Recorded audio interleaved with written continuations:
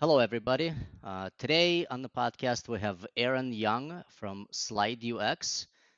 Um, Erin and I got introduced to each other, I think, back in 2017. I think she looked up the emails because I didn't have any records. And I don't remember what led me to Slide UX or to even start looking at UX as a thing to do. But I think at the time, if I remember correctly, we were having issues with customers confusing our services because we had two services on the paper tube side.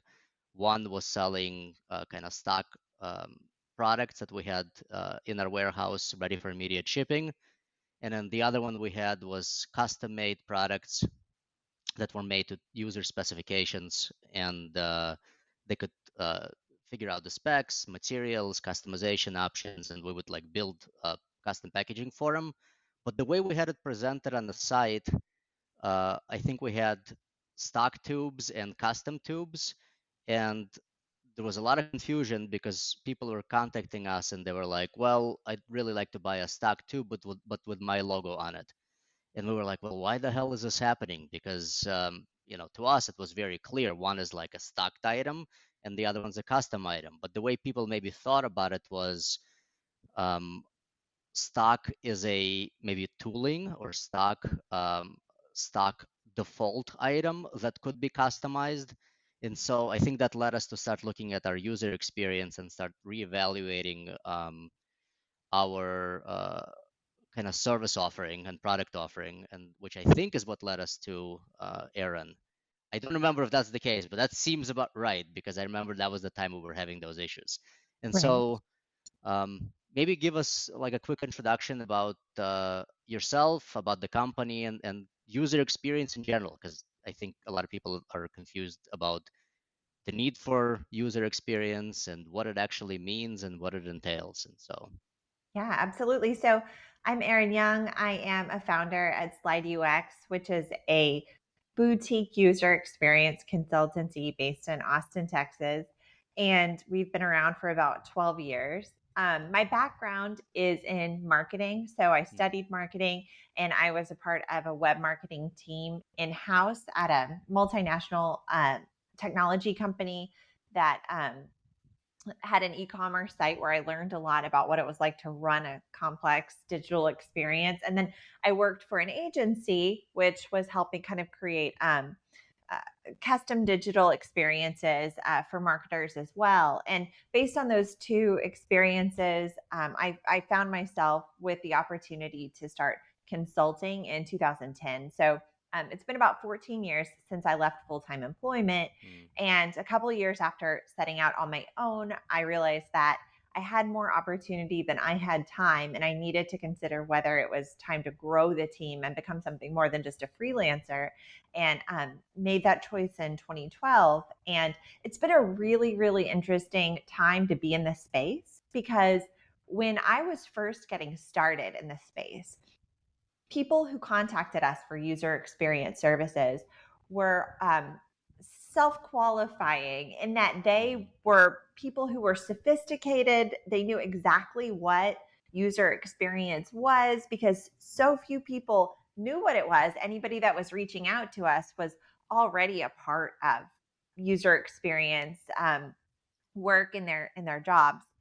But UX really became a buzzword. And right. there was a large period of time where it was used to refer to anything and everything. A lot of designers relabeled themselves as UX designers during that period because it had become so popular. And for us, the sales cycle really changed from having these highly qualified folks that knew exactly what they were looking for to having people that were just maybe looking to have an app built and they thought that they needed to hire a user experience designer in order to build an app or whatever the request might be. I think that now we're in another interesting phase where last year, 2023, was a difficult year for tech investment overall. And a lot of different professions have felt the impacts of that with layoffs and reduced investment. And UX is no different. So there's been a lot of sort of constriction around investment in tech overall. and that's affected UX. But for us, it's kind of compounded by the fact that a lot of people have taken interest in our field over the past 10 or so years, maybe even I would say 5 or so years. And I think that COVID led a lot of people to look at what careers they were interested in. UX rose to the top of the list for a lot of people that were looking to maybe just graduate or change jobs. And so we have a lot of people that are really interested in becoming UX designers right now, but we have less growth in our field than we have had for the past decade or so. So it's been interesting to navigate all of that with the advent of gen, generative AI at the same time, and the uncertainty that that brings to what our jobs will look like in the future. Mm. Um, but that's a little bit about our space. Um, our company has always ranged between 10 and 20 or so employees. Not always, obviously, we started out smaller than that. But that's kind of the size range in which we've been for the past several years, and we serve product teams. So often this can be a product manager, a director of product, a VP of product, and their team. And oftentimes we're helping companies that don't have in house user experience talent, or if they do, something about that team's availability or capacity doesn't match with what our client teams need. And so we're helping them with user research. This is understanding how users think about their problems, what motivates them, what their pain points are. We help them with user interface design to solve those problems and to overcome them, and then strategy around user experience. What should it be? How do we mash up what users need with what the business wants to achieve, and kind of drive users in the direction of taking the actions that the business wants them to take. So it really ties back, David, to what you said earlier. Your project had a component of user experience. What do users experience? How do they perceive this?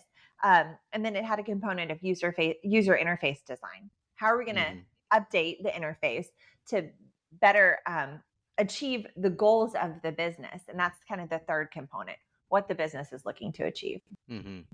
And typically, the achievement is the more sales, higher conversion rates. I Yeah, imagine, or just more happiness associated with the use of the app. Better addiction mechanisms. there are so many possible benefits. So it can be increased revenue, because people stay subscribed, because people tell their friends. It can be more accurate completion of a task flow. So if we're Hmm. designing an internal tool, for example, and people are skipping all of these form fields because they don't make any sense or they don't suit Mm. reality, redesigning that to match reality will give the business better information, better data, um, and maybe produce better outcomes depending on what the situation is. Um, Another big one is reduced support costs. So a lot of times Right. confusion is expensive to the business, and when we reduce support costs, we also increase satisfaction. So the benefits are sort of multifaceted, and for each of our clients, we talk a lot about what that looks like as we engage on a project. Yeah, it's interesting because it's difficult to articulate the problem other than just sort of from a customer perspective.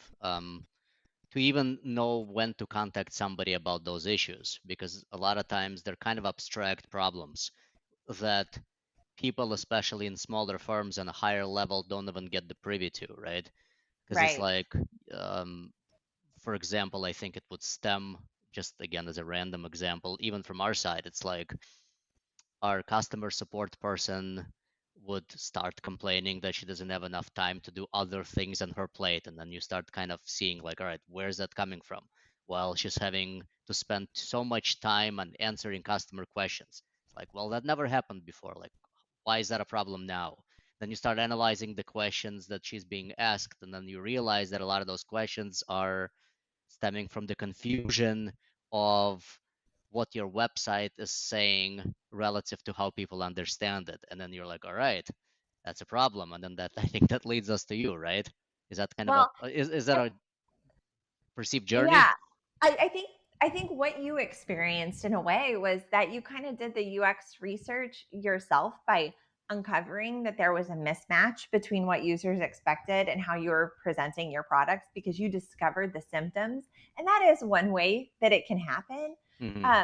But ultimately, our mission is to create cultures where continuous observation and evaluation of digital experience is a part of the process so that we can catch those unknowns by proactively talking to Mm. users about the interfaces that we build. And in a really ideal situation, we're talking to customers about the interfaces before they're built so that we don't actually invest in building it the wrong way. So that can look like showing somebody a prototype, and I say somebody, showing a set of users in Hmm. the target audience a prototype of what we're planning to build and getting their input on it to catch any glaring issues, if possible, before it's actually built that way. And that way we don't pay for development twice. That's one of the big cost savings Mm. of a great UX program. So an example of that is I often talk to teams who come with an understanding of the problem or the feature or whatever it is that they're trying to build. And sometimes they're kind of like,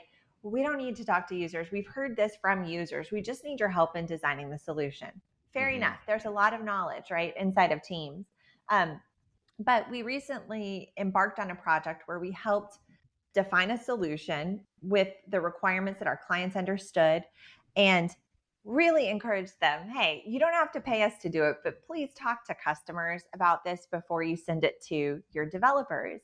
And they did that, thankfully. And when they did, they learned that a whole portion of what they thought we needed to build was actually not being requested by customers. We had designed something more complex than what customers needed. Mm. And by talking to users upfront about it, they were able to realize that and significantly reduce the scope of the engineering and development effort for that feature, which is another cool outcome.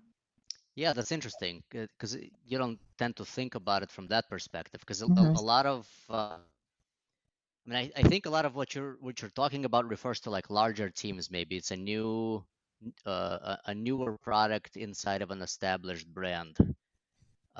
It's a larger company, somebody like let's say Microsoft or somebody, in the software space. Because a lot of it is technical products, isn't it?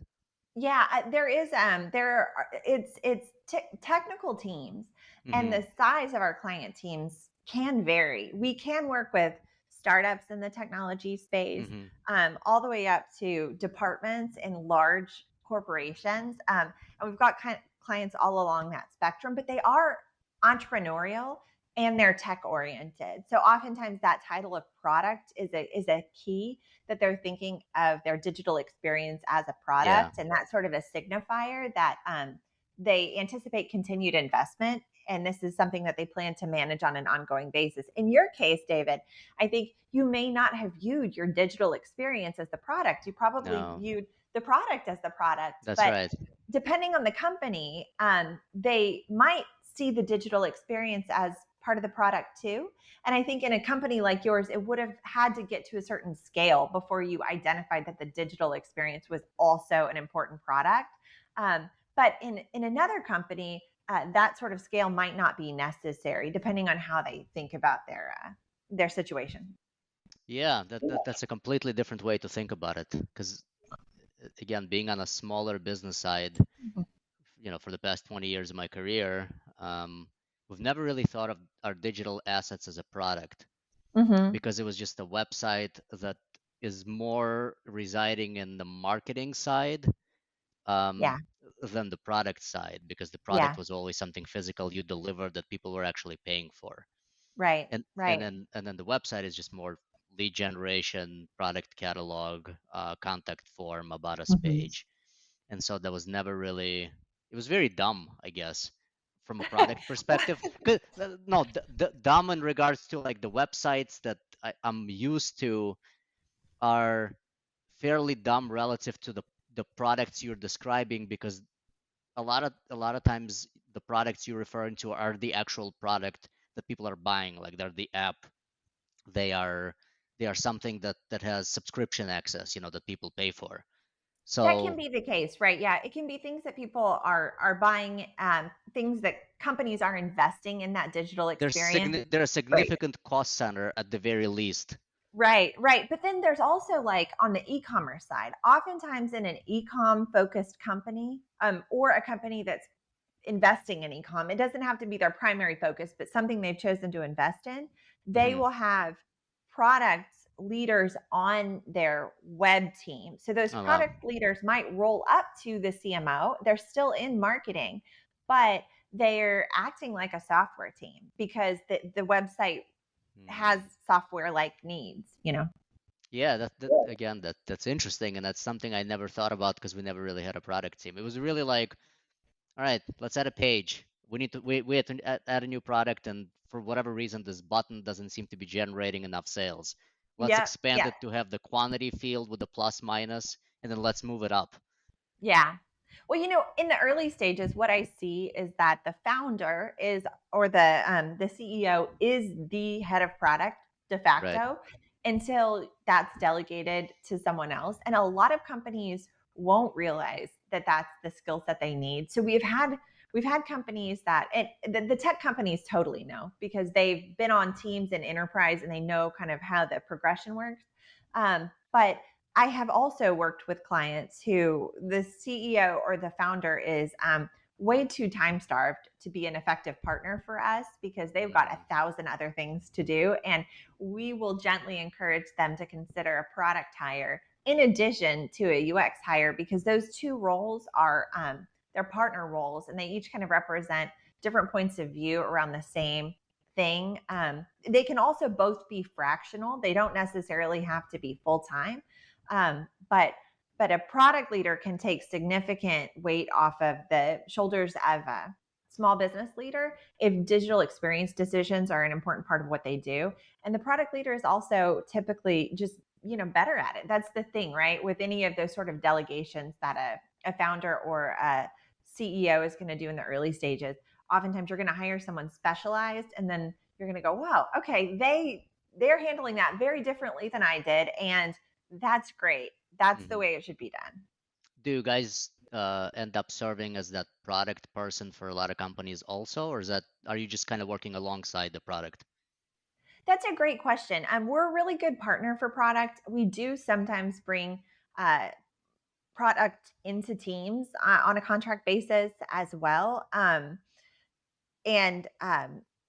it's an important role. The product leader is interacting with the business, they're interacting with the design team, and they're also interacting with the engineering team. Hmm. So it's really helpful for us to have them around because if there's nobody serving in that role, sometimes there are gaps that we're then going to need to fill. One of them specifically is around phasing um, ideas. Oftentimes we design something that represents what we ultimately think it should be like, and everybody's excited about that vision. But building it all at once is not a great way of approaching it because it can take a long time and you lose the opportunity to learn during that period Hmm. of time. By the Right. time it releases, it might not be the right thing anyway. So, a great product leader will often help us with the phasing of breaking it down into units of work that a development team can kind of work on and release Hmm. in an agile fashion over time. And that takes a lot of work, negotiation to figure out what that phasing is. So we really appreciate that function. That's hard to do because it's exactly like you outlined. Now that I think about it, that's even when I was starting the company, it was so many potential roadmaps to build, even with a physical product being outside of the digital product. Like, Hmm. how do you curate what the right path is? Because even with the same outcome in mind, it's like, yes, I want to decrease my cost of service. I want to increase my conversion rates on the website. I want to understand my customers better. There's like so many potential roadmaps that lead in that direction. How do you how do you curate that roadmap among all the potential options? That's a hard thing Yeah. to do. Yeah, it really is. And I think one of the smartest ways that we see product teams approach that is by stacking things on the basis of like experiment value. So Hmm. oftentimes, each of the things you could do, there's an assumption there about why that might be valuable to the business. And if you can take the most valuable assumptions and test those first, you can narrow the scope of what you should be focused on by proving or disproving those assumptions. Mm-hmm. Um, and it can be really exciting to see that happen effectively, because it can minimize waste or excess investment. And waste of time, absolutely. Yeah. Hmm. Yeah, Yeah. because I imagine the budgets don't change. The scope has to change, not the budgets. Because That's typically right. Yeah. people aren't limited by scope. They're typically limited by budget and time. Yeah, yeah. And time is a big factor too, in navigating what's best, because we can imagine really fabulous user experiences that might take a lot of effort to build. And so partnering with product and engineering, we can figure out what they realistically can get done and what the priority of this particular thing is, and design to that, rather than just imagining the best possible experience, which is what a designer is going to do in the absence of constraints. Right. What do you consider a good um, experience? Like how do you define a good experience? And Oh, is it defined with the brain or with the heart? Is it like quantifiable numbers or is it just like the happiness factor? well, there may be happiness, but more often it's a sense of sort of invisibility. A really good experience is just going to work the way that you thought it would, and you might not even reflect on the fact that it was a good experience. That's sort of the debate that we sometimes have. There's this concept of delighting the user, and that's cool. But like sometimes we'll be designing a new website for a gas utility company, right? Nobody is wanting to be delighted by the Nobody gas nobody utility cares company. in their heart Yeah. about it for sure. Yeah, they just want to get it done, and they want it to just be simple and intuitive and have it be completed as effectively as possible. So, in that case, the user experience goals might not be around any sort of emotional response.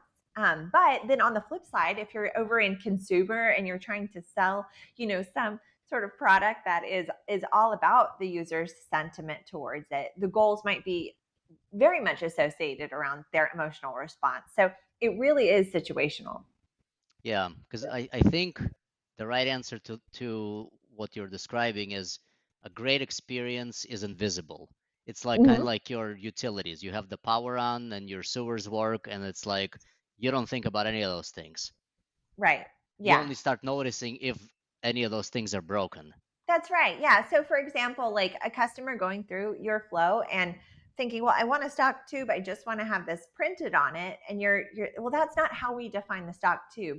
That's a perfect example of the sort of friction that Hmm. becomes visible to the user if the experience doesn't match their mental model for what they were expecting it to be. And the truth is that our mental models change over time too. So it's not like you can ever be 100% done with something, because Mm.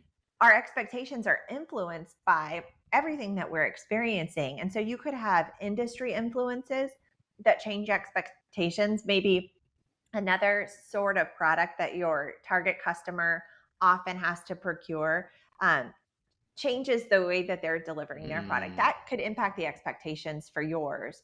Or it can be like consumer level things. Like, for example, a lot of the features that we see on an Amazon or a Walmart.com are now Yeah. expected in B2B e commerce, because as consumers, we've come to expect those things. Yeah, that's interesting because you could be doing everything right and then sort of the standard of living changes and now you have to adapt. It's Yeah. like the new iPhone releases with the scrolling this way now, and then now all of a sudden all websites have a scroll bar at the bottom. Yeah, absolutely. Yeah, things are constantly changing. There are some things that are timeless, and those are fun too. Because when we go into analyze an experience without talking to users, if we're just auditing it with our own experience, we're limited in the depth of um, expertise that we can offer. It's guesses, if you will, about based on our experience, what we've seen in the past, what parts of this might be confusing to users. Um, but there are some things that are true that we can bring into those conversations. One good example of that is that users don't read.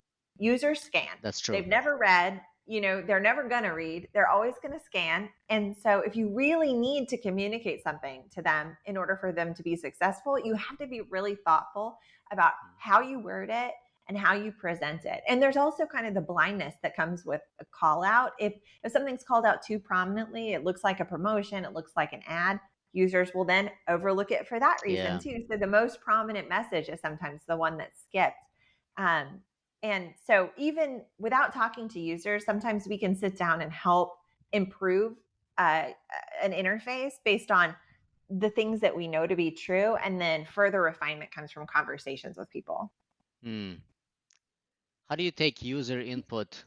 Um, with what grain of salt should you take user input? Because I know, and I'm sure I've personally done it, where I've been asked to do things or whether something is good or to offer my opinion, and I have, but that doesn't necessarily mean I would actually buy it. It's like, oh, if only it was this much, I'd buy it. And then you make it this much, and all of a sudden, nobody's buying it still. Yeah. Yeah. We warn people about that. So um, users, like you said, are notoriously bad at predicting their own behavior. So we try not to ask them about future um, uh, hypotheticals. Would you do this or would you not do this? We can ask questions like, "Are you interested in this? Would you consider this?" They're going to be able to answer that more accurately. But would they ultimately buy? That's a question better answered by testing it on production, putting it out there and seeing whether they actually do. But users can tell us some things that are really interesting. For one, users can talk to us about what they're trying to do, what their motivations are, what their pain points are. So, understanding the problems that they're trying to solve is really important. And that's an example where, like, ideally, you're doing that before you design. But in the case of the client story I told earlier, showing them a design after the fact might also help them describe what is and is not a pain point for them. Like, Hmm. I wouldn't use that feature. I don't need that. Okay, great. That's good feedback too. We can also observe users as they move through an experience and talk to Mm. them about why they're making the choices that they're making, and why they're hesitating. So these are we think of these as user research and usability testing. Right. And you can learn similar things from both of those. But yeah, it's not necessarily about their future behavior. We can talk to them about their past behavior. We can talk to them about the way they view a problem or what their expectations would be for how something would work. But we have to test it kind of with real customers when it comes to actual purchasing. Yeah, that's actually a great point that and I wrote it down. Do not use users to predict future behavior, but more observe and ask them about the problems and pain points. Yeah. That's spot on. Yeah. Yeah. And it's twofold. You want to understand their problems and pain points with your interface. That's um, evaluating the designs or the experience that you've already built. You also just want to understand their problems and pain points at a macro level and have Mm. conversations with them about what they really need.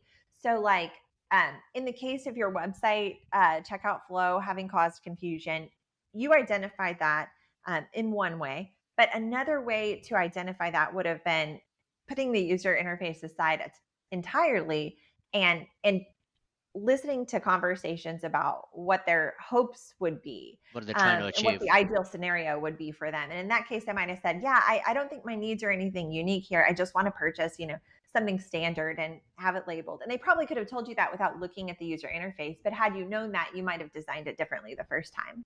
Yeah, and it's one of those, I think, universal things that you've described before, where it's like all of these motivations are fairly standardized and they rarely change. It's like I want the least number of clicks between finding something I like and getting it to my door. Yeah, there's that, and then there's also one thing that I was talking about recently is understanding all of the potential objections. Um, I volunteered at my kids' seventh grade science field trip recently. And when she was teaching us these different labs that we needed to teach the kids, the instructor was able to say, "And the kids are going to do this. They're going to Mm. want to play with those pipe cleaners. They're going to get more of these papers than they're supposed to." She knew the patterns in what they were going to want to do and like how we would potentially overcome those challenges Mm. to look out for this, look out for this. It's the same sort of stuff with user behavior, like obstacles to checkout. What's the return policy? Is this item going to fit? Is this an accurate picture of the specific thing Yeah. that we're talking about?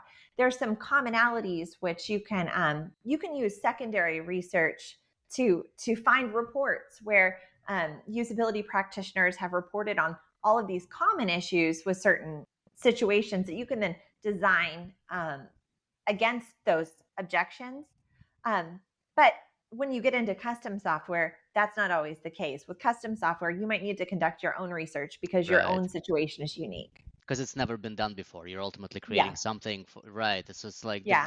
there are universal standards based on human motivations and expectation managements. Like, yes, will this dress look exactly like this, and will it look exactly like the picture on your model in my Hmm. mirror? Yeah. And are the color patterns between the screen and the real life are the same?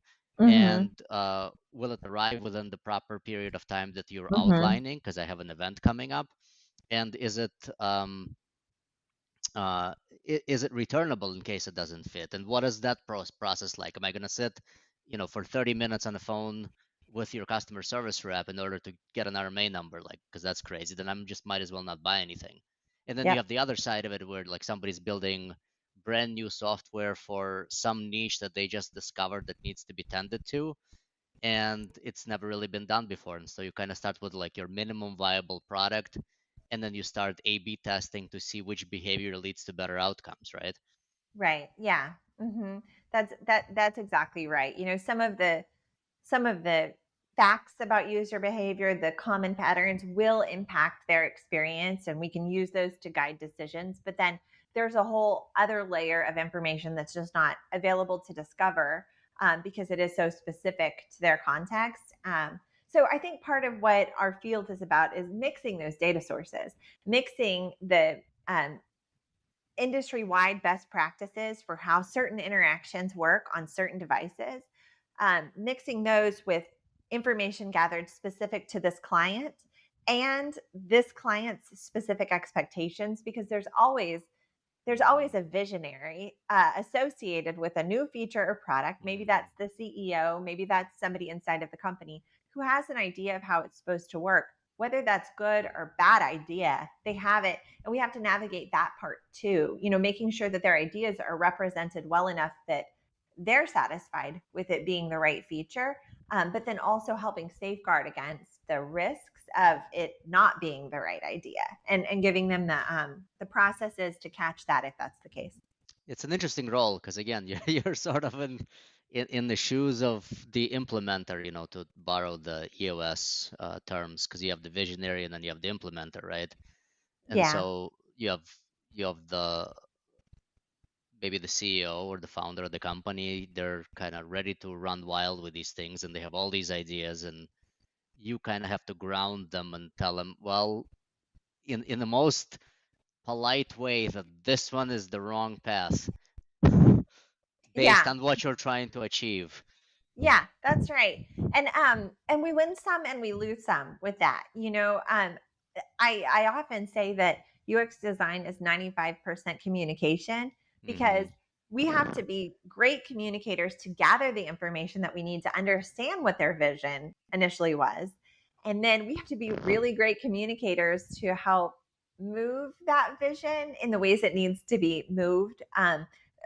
Navigating, negotiating the parts of Hmm. it that maybe we can tell aren't going to serve the user well. We've got to be good at relaying the input that we receive from customers Yeah. in a way that, makes sense to the audience who needs to hear it. Because in some situations, it might be the customer gave this feedback and the user experience team alone has the authority to go and make this change. But oftentimes, that's a negotiation with several other parties and teams who have stake in what's being built too. And we've got to figure out what's the most effective way to deliver that. Yeah, it's very much you have to be part psychologist and part engineer. Hmm.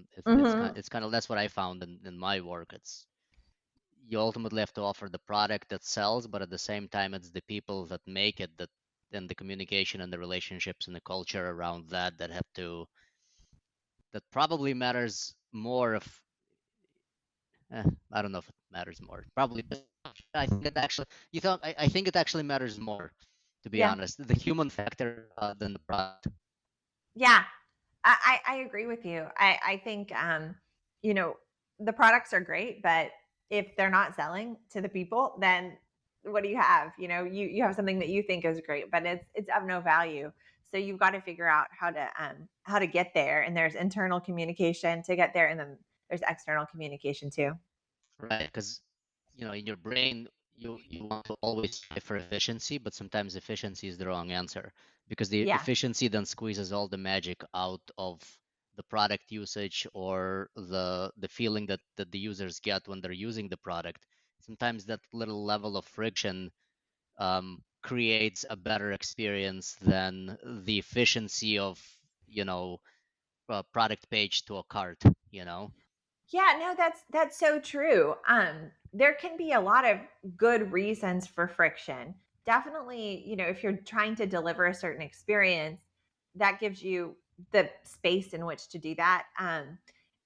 So there can be kind of brand benefits to that, but also educational benefits Mm, and benefits around certainty too. Like we tested a website once where they instituted a really prominent path for conversion, which in this case was like to find an agent.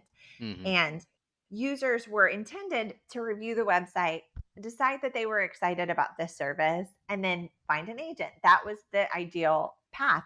And when they launched the website, it looked like that's what was happening. It looked amazing because they had so many people visiting the find an agent page. But we did usability testing, and what we learned is that that call to action was so prominent that people were going down that path before they They're understood ready. the benefits Yeah. of doing so. And that meant that when they arrived on that page, they were just kind of like, oh, I don't need an agent. Why am I here? And they would just abandon Mm. because they hadn't actually been sold on the service first. So it's a really good example of where friction can be helpful. We needed to slow them down. Yeah, then you have to understand what the customer, not only what their needs are, but what their expected journey map is, because sometimes the product experience or the purchasing experience is an adventure and discovery, and sometimes it's just an efficient thing. Like you're on Amazon, I need a charger for my phone, I know what that looks like, all I want is to press buy with one button, and then that thing arrives next day to me. And Yep. sometimes when you're looking for an agent or when you're looking at software that you're about to sign up for on a monthly basis, you not only want to make sure that obviously there's social proof and that other customers like me like it, but that I vibe with this company as the brand itself. And that could be its own little space that you kind of engineer for, right? Right. Yep. Yep. Absolutely. And so we try to look at what the happy path is, an ideal customer experience, but then we also try to look at all of the various permutations of how it could Mm, go. And there are so many, so by brainstorming with the teams, we can often generate a lot of ideas. They already understand a lot of those scenarios, but maybe they haven't thought of it that way. So we get it all kind of out on paper, and then we kind of talk about priorities and the commonness of each of the things that we've imagined, because it's important that we focus on the ones that are happening most often. So yours was an example of an acute issue yeah. with a mismatch between expectations and whatever. And so there's kind of the continuous improvement of user experiences, and then there's identifying and solving acute issues related to user experience. Yeah, absolutely. And I imagine a part of it also falls on the marketing side because if you're launching a new company or a new brand or even a new product line, and it's kind of a saturated space, what you want to see is, in addition, what your customers want, what your kind of baseline in that industry is. And so you start looking at maybe the way your competitors do things, and you start noticing the problems that they are potentially having. Or maybe there's a cohort of customers that they're kind of leaving out of their experience, and that's your customer base as a target. And then so you Yep. start modifying your experience of that journey mapping to figure out, how do I trap these customers who are not being served by all these other competitors? Yep, absolutely. Yeah, customer expectations created by competitors, or even just other experiences that they utilize frequently, because sometimes, especially in B2B, you'll have expectations that are being set by other things that are often a part of that person's job. Let's That's right. say you're an industrial procurement specialist and you are used to using this certain ERP software, and Mm-hmm. it has certain labels, and like 80% of the space they're all using this software. Well, we might try to create the most user friendly label inside of our web experience using just general um, language, right? But if they have a certain meaning associated with a certain thing that's specific to their space, then we're going to help that audience the most if we use the labels they're familiar with. And user research can help us discover what software we need to be paying attention to. It can help us discover where expectations are set, who we're Mm. competing with, and why. Mm-hmm. Sometimes it can be unexpected. One really common situation, and anybody who hears this who's designed software will probably, if for B2B specifically, will probably relate to this, is that oftentimes in B2B, the biggest competitor is Excel, because people are Mm. used to solving problems on their own using Excel. And it is so flexible that you have to be better than that to get them to use something else, Mm. which can be so frustrating. I've heard so many product leaders kind of, oh my gosh, they're over there doing this in Excel and it just seems so backwards. But honestly, I personally go to spreadsheets all the time when I need to solve problems. It's a powerful tool. So how can you be better than that? That's pretty funny actually, because I do the same thing. Like the first when I need to think, I don't open Word, I open Excel. Yep. Yep. It's super, super common. And anything that has kind of a data element to it, people are like, let me get the data and I'll do what I want with it in Excel. And, they want their products to be better than that. But it's another example of how sometimes a great user experience isn't about the design of the user interface of Mm-hmm. what we're making. In that case, offering the customer an export functionality might Right. really make them happy. So sometimes the customer experience improvements aren't digital interface improvements at all. Yeah, they're not design based. They're kind of Mhm. analytical or just ease of usage. Right, right. Because the customer experience or the user experience is not just the interfaces. And that's another thing that we talked about. You mentioned marketing Yeah. earlier. Um, Yeah. part of how a significant part of how we experience something is motivated by our expectations coming into it. And so it's important that we understand not only how they're experiencing our thing, but also what they expected when they were arriving.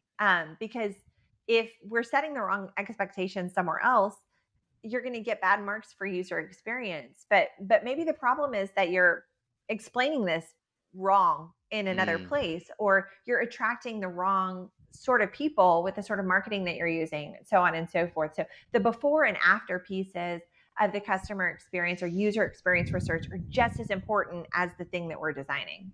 Yeah, it's a pretty wide net. If the question is what's wrong, the answer it could be anything because Mm-hmm. it could be the user interface, it'd be the ability to export, it could be the mapping of the buttons, it could be not enough friction, it could be the language of the copy, Yep. it could be the placement of the logo. I mean, there's like all things to consider. There's a lot. Yeah, there really are. And so ultimately, like, our goal is to help show our customers that don't have these skills in house, to show Hmm. them how much better their process can be if they've got UX on the team. And they can continue to work with us for that depending on their needs. Or oftentimes, we're helping them establish the demand for a full time hire. And we're helping them navigate what that looks like to grow a team. You need Hmm. certain people in certain order in order to be successful there. So I guess one of the flaws in our business model is that when we're really successful, they will hire a full-time UX team if I their see. organization, is of a certain size, and we celebrate that, even though it's not necessarily in our best financial interests to lose clients. We're really proud when that happens. No, it's great. It's like you've convinced them that they have a bigger problem than you can. Actually, that that it's cheaper for them to handle on their own than to hire somebody that's on the outside. That's That's actually right. That's right. that means your sales pitch is actually working. Like, good for you. Yeah. Yeah, No.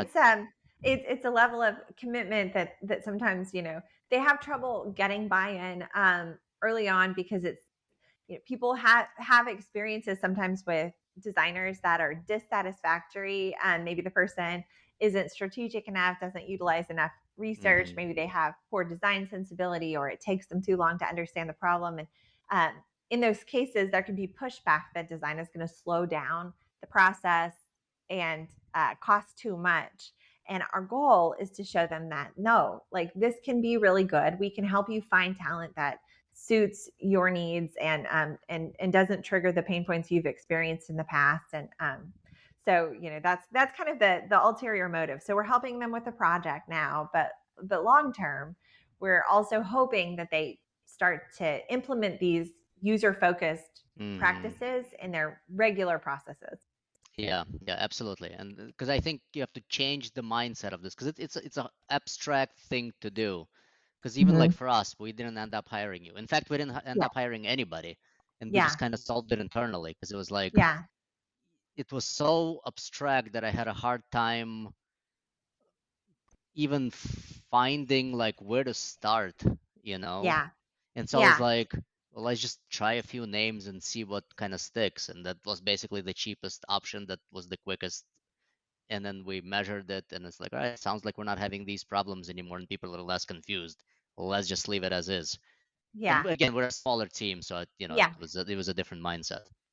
Absolutely. And like a small team that knows that they're not going to have a lot of UX needs over time, the sort of outsource model is a good one for them. Hmm. And we have teams that have smart engineering teams, and they've got what we call design systems, um, where we've designed enough for them that they can make new things using the stuff that we've already designed, and they use those patterns to solve problems that they feel equipped to solve, but they come back to us as needed when they enter into something that's beyond the patterns that we've Hmm. established, Hmm. or is a particularly complex problem, or maybe they took a swing at it, users are expressing confusion, and they know that they haven't solved it right. So then they'll bring us in ad hoc over time to solve problems like that in some situations.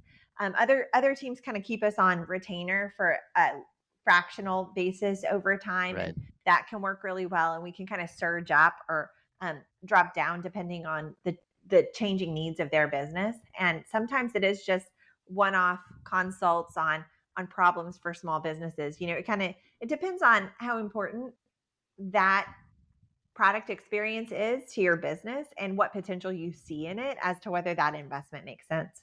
Yeah, I think it's important, and sometimes people just don't understand how important Yeah, it is. I think that's that so true, right? Because your business could have potentially gone a different direction where you made digital experience a big part of the value for your company had you chosen to go that route. It's not the right that's right. strategy for everyone, but for some companies that can be really, really lucrative. Yeah, unfortunately, I equate it to health. It's like you don't think it's a problem until something starts going wrong when you're like 50, you know? And then all of a sudden you're rethinking your entire routine of, the last 30 years. Like maybe I should have worked out more. So it's very similar to that because these things don't manifest themselves until they manifest themselves.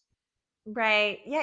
I think that's similar to how careers work. I think we were talking about prior to this uh, podcast when scheduling it. Maybe it was you I was talking about, but basically, I feel like I'm so aware at this point in my career of all the things I don't know. Right. But when I was 24, man, I knew everything. Oh yeah, yeah, yeah, yeah. It's like I do jujitsu. It's a um, and it's a very humbling sport. But I heard recently that you don't actually start learning jujitsu until you're a black belt. And so it's exactly one of those things. You basically need that 10, 12, 15 years into the game to realize how much little you know Yeah. because as a kind of a four stripe white belt 2 years in you're like, oh my god, I know all these things and I'm going to start teaching people. And you're like, the Right. more you progress, the more you realize like how incompetent you are at things. Right. Yes, and it doesn't help in technology that the goalposts are continuously moving both further and wider with everything that's possible. Which is it's fun too. Like I'm somebody who I like to continue learning, and so I enjoy that, and I like working with a wide range of clients on new problems. And so for me, that's kind of been ideal. However, it is humbling when every project is bringing new problems, and you're learning new spaces and kind of seeing the size of what technology can do just increase so rapidly. Yeah, absolutely. And so when you made the switch from your kind of a full-time job 14 years ago, um, what made you do it? Like it's hard going from something stable that obviously, to something like, well, let me give it a try and maybe run a minimum viable product on myself and see what that looks like. Like, Yeah, honestly, it was a bit of that. So I was working full time for an agency during the 2008 financial crisis, and mm, their business was having to change. And I'd watched them lay off several times, which was my first brush with the impermanence of full-time work and the fact that it could really change at any time. Um, and also I was doing research to help them find contractors to augment our team. We mm, needed additional talent that they didn't want to hire full time given the instability in the market. And as I talked to contractors, I realized that there was a lot of perks to their jobs. They were working remotely, they were choosing their own projects, they were dictating their own hours, and so that kind of like just stashed in my brain. And later, when I was contacted about a contract opportunity, I was more open to it based on those factors. And so it started out with just working a contract role, another contract role, and then it turned into project based work as I became more comfortable with the risk. And I was lucky at the time because I was married. My husband was working full time. So we had the mm, safety net of his job. We didn't have any kids. And then in 2012, we did the math, and he was underutilized at his job. He did design as well full mm-hmm, time. And we did the math, and that was the really risky choice, was bringing him to join me at the business to increase my capacity, because we lost his benefits and mm, that steady salary with that choice. And then the real kicker, as life always does, we found out we were expecting like 4 or 5 weeks into him having left his full-time job. So I can always measure the age of our business by essentially the age of my second son, who was born right as we started Slide wow, UX. that's very cool. So I looked at your site. That's Brent, right? Is that your That's right. husband? That's right. Okay. How is working with family? Because it's a gift and a curse. It's like, for me, my wife and I are both self-employed, and so she runs like a skincare company that she does like facials and sort of serve on the service side, and she's always run that for years. And I always had the paper tube company, and she always wanted to work together, but for a variety of reasons, we couldn't make it work. I had a partner, and so I didn't want his wife in there, and he didn't want my wife in there, and we always talked about it, but we never actually made it happen. And so now, as I'm kind of figuring out the next steps, obviously we're doing things together, Mm-hmm. and we're just in the beginning of maybe the next adventure. But what is it like working with your husband? Right. Well, so there are plus sides and downsides. He and I make a good team just because of the way our minds are wired. We think differently, and so when we're solving problems together, it can be really helpful for both of our perspectives to be there. So on the plus side, number one, um, it was good for me to have him be a part of the business early on, because it helped me for him to understand the risks that I was taking, and for us to both really be a part of understanding all of that, making the Mm, calculations together, making the decisions together about where to invest and not invest. It mm, had such a significant impact on our personal finances that I was glad to have him really involved in making those choices with me. And that was really empowering. And it was also good from the standpoint of understanding what the demands were, because there was a period of time where we were working so hard, and knowing what was going on and being able to kind of shift between personal obligations and caretaking responsibilities for our Yeah. kids, and you know understanding exactly what the deadlines or the pressures were, all of that was really helpful. But at the same time, we kind of had to keep business business and keep personal personal, and that's hard in a marriage, to have the professional relationship where Yeah. sometimes you've got to have hard conversations, and then try to have a positive personal relationship even when maybe there's friction going on at work. I think one of the saving graces for us is that in the early years, we spent so much time in client service that, Hmm. and we were both kind of the two principals of the business, that we were rarely working together on client work. If he was on a project, it was taken care of because he was on it. I'd be over here on this other project. And while we were familiar with what each other was doing, we weren't butting heads for control on projects. Um, but I will say that I it worked out really well for us, and I can't say that I would do it differently, but I do recognize the toll that it took at times, and um, it's also been interesting as we've gotten to a place where we're able to back away from the day to day, Hmm. because each of us had to navigate untangling our own personal identities from that of the Yeah. business, and we had our goals as a couple to make more space, but we didn't necessarily untangle our identities at the same pace. And so it's like, why are you on Slack right now? You're supposed to be, like stuff like that. It, let's check out a little bit more. Oh no, I think they need me here, and I kind of like that they need me. That sort of push and pull has been interesting too. But ultimately, I guess the decisions worked out for us, and I can't see it having happened any other way because I didn't anticipate being an entrepreneur. Right. Um, but if you know that you want to be an entrepreneur and you've done it before, your results might vary. Yeah, yeah, it's definitely a mixed bag because on the one hand, I fully understand that you have like somebody you can trust, and trust in any partnership in a business and otherwise is like the number one thing. You have to be able to Yeah. have Yeah. somebody there who you can leave, and then things will be taken care of, and they got your back, and like they won't take advantage of you. And so, having your spouse on that side, assuming it's the right spouse, obviously is a big deal.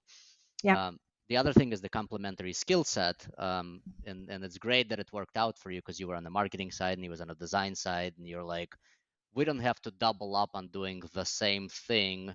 We can all have Yeah. each separate competency and know that like two roles are now taken care of rather than one.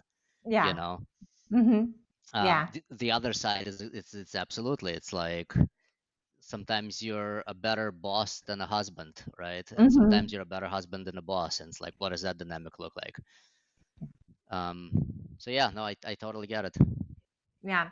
Yeah. Ultimately, I it worked out really well for us. But it came with some costs, and I think that I'm grateful now to be in a position where we can correct for some of the costs that it did have, and approach things differently. It's all a learning process, and I will say that it definitely we definitely made some decisions around servant leadership and over indexing towards taking care of things ourselves to Yeah, help protect our team, that may not have happened had it not been a family unit. I think we felt like we had more resources between us because we pulled significantly from what might have normally been like work life balance. yeah, And those were not good decisions. We had to kind of go back and fix those. And the new leaders that we have in place are much, much better about not letting those boundaries slip, which I am so grateful for. yeah. Which is my second question. The second half of the question was, it says employee owned on your about us page. What does that Yeah. mean?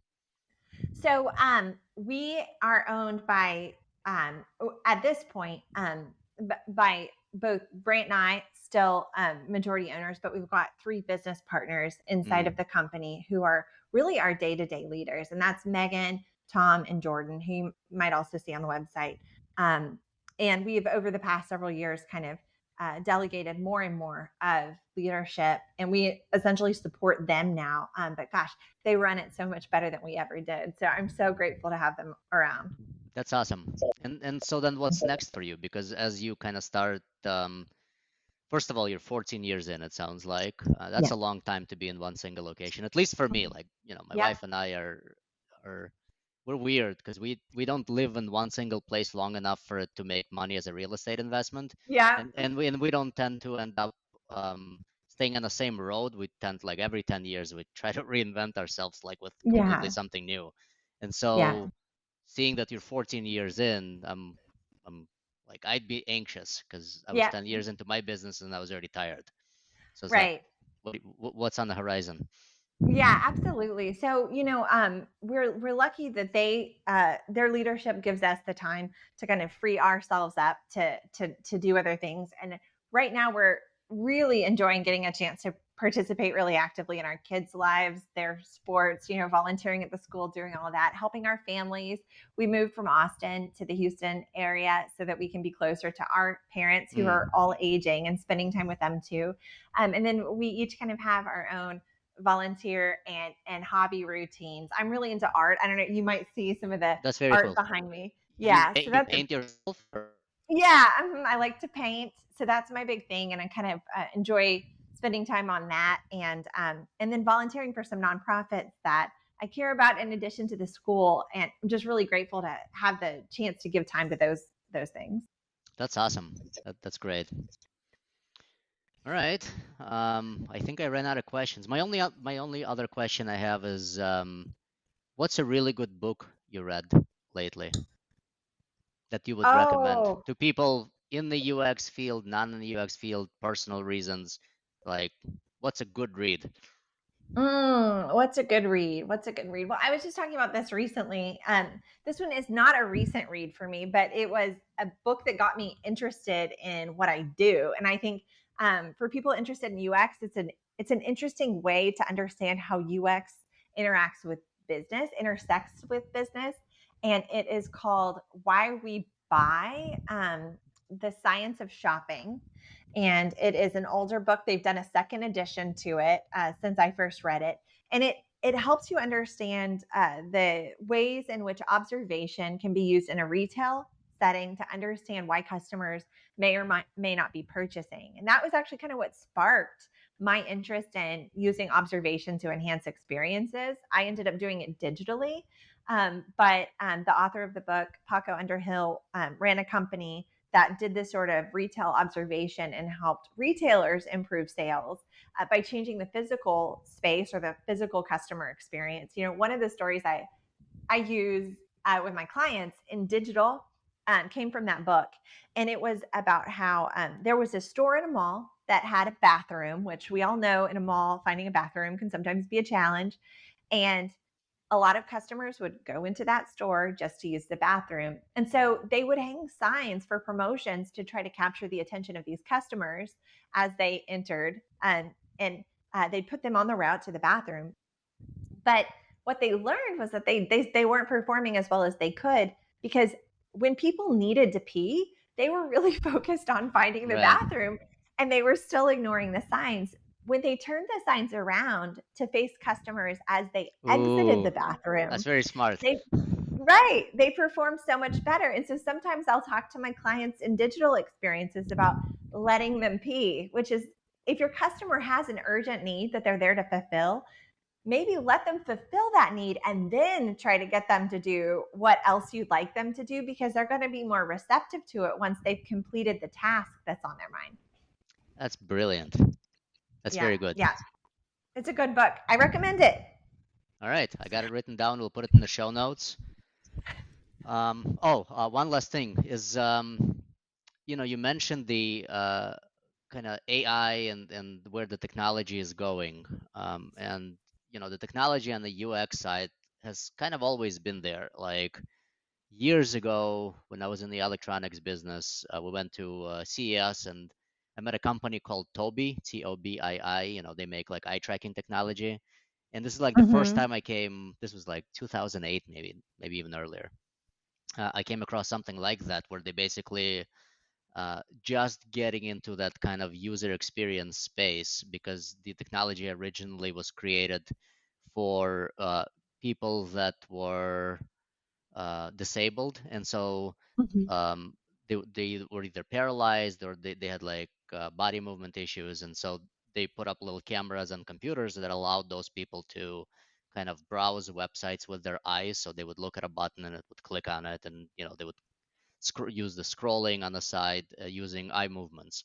And they Mhm. were kind of evolving from that into kind of putting those things into headsets with virtual kind of shelf environments, retail environments that would really track what people look at in advertising and shopping experiences. And I was like, oh my God, this is so awesome. It's going to change the way people kind of think about the user experiences. I think this might have been the first time I came across something that was user experience specific. Um, are things like that adding to your industry, maybe creating concerns in the industry, moving people into the space of user experience? Are they replacing traditional firms? Like, how should we all think about AI and kind of evolving technology from the perspective of it replacing people? Because I think people are at the foundation of everything, and all those other things are tools. But as these things Right. become more smart, um, maybe they replace the people side.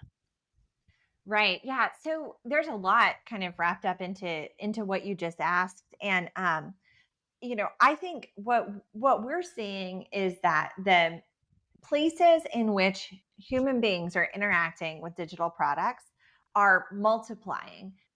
We're seeing lots of innovation in the ways in which humans and technology interact. And some of these things are going to stick, some of these things are going to fall by the wayside over time. But I don't think that sitting at computers and carrying mobile phones in our faces while we walk down the street and trip over, cracks in the sidewalk because we're so distracted. I don't think that this is the future. I don't think this is the final destination for how technology is going to be used. Although I don't think that these platforms are going away anytime soon. We will continue to evolve and improve. And I think user experience is going to be important to all of that. We're going to have Mhm. to observe how real humans interact with all of these tools in order to get them right and see them achieve that sort of product market fit that really causes them to take off and become the next big thing. So we're excited about that. Designing for computers and designing for phones, there are a lot of patterns out there that users expect certain things to behave certain ways because we've been using these technologies for a long time. And that's cool. But I think there's a whole legion of designers that are excited about defining the patterns that will be used on these new emerging technologies and the ones that will become the de facto norms for those technologies as well.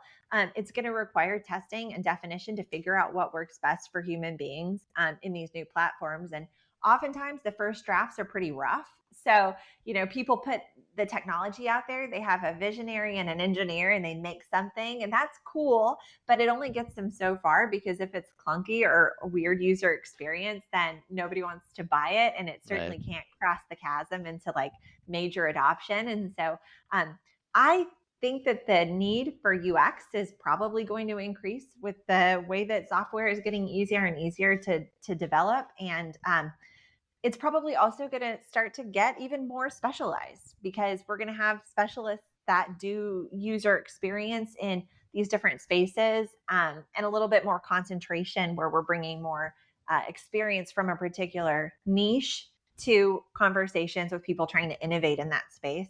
So there is going to be plenty to learn. And will technology replace some jobs? Yes, absolutely. But I think it's also going to create a whole lot of new opportunities that we don't even understand yet. So I'm not worried about it. I'm excited about it. And if I was to say my one area of concern is more with, caution around uh, the autonomy with which we trust these Hmm. generative AI products, their data sources, the ethics of where the information is sourced, et cetera, et cetera. And I think it'll be interesting to see the industry shake through all that too. That's awesome. Good answer. Thank you. Thank you. Well, Thank you, Well, Erin. thank you. It's been great. It's been a really interesting conversation. I love getting a chance to kind of like go all the way to square one and kind of rebuild the story together. So thank you for having me. And if you've got any questions in the future, you want to talk business, I look forward to it. That's just as much design as anything that we make for the web is. Absolutely. Where can people find you? A great place to find me is on LinkedIn, Erin Young, and of course, always on slideux.com. You can find more information about both me and my company there. Awesome. Thank you very much, Erin. It's Thank been you, a pleasure. David. Take care. Bye bye. Bye.